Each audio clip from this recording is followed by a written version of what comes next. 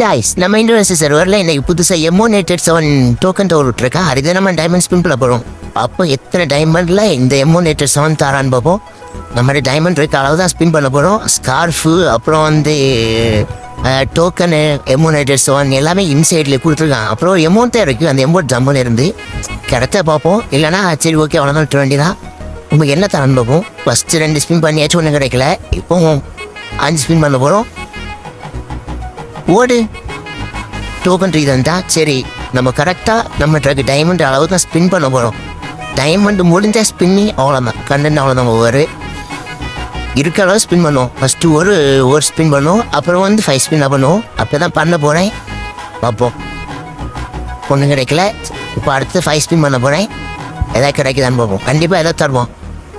போடு மறுபடியும் டோக்கன் வந்துருக்கான். 2வது டோக்கன் கிடச்சாச்சு.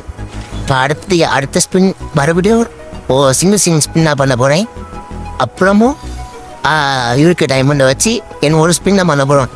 அது லாஸ்ட் ஸ்பின். அதில் எதாவது கிடைக்குதான்னு பார்ப்போம். இதுலேயும் டோக்கன் வந்துருக்கான். இப்போ 5 ஸ்பின் பண்ண போகிறோம். 29 டைமண்டு. நம்ம சர்வரில் தான் 150 டைமண்ட் இருக்கான். போடு இங்கே மறுபடியும் இன்னொரு டோக்கன் தான். இங்கே சர்வர்லாம் டக்குன்னு தரான். நம்ம சர்வரில் ஒன்றும் தர மாட்டேங்க. சரி இப்போ நம்ம டைமண்ட் இல்லை ஒன்றுமே இல்லை. இதுக்கு ஒரே ஸ்பின் வந்து பண்ண போகிறோம். அதில் ஒன்றும் கிடைக்கல. சரி விடுங்க இன்னும் ஸ்பின் பண்ணுவான். அதுலேயும் ஒன்றும் கிடைக்கல. சரி இந்த ஸ்பின்னிங் வீடியோ அவ்வளோதான். அவ்வளோத்தை கிளைம் பண்ணிட்டு டாட்டா பாய் போய் சொல்லிட்டு கிளம்ப வேண்டியதான். இந்த வீடியோ எல்லாருக்கும் பிடிச்சிருந்தா மறக்காமல் ஒரு லைக் கொடுத்து சப்ஸ்கிரைப் பண்ணி பெல் பட்டனை ஆள் வச்சுக்கோங்க. இந்த மாதிரி ஸ்பின்னிங் கண்டு அடிக்கடி நம்ம சேனலில் வந்துக்கிட்டே இருக்கும்.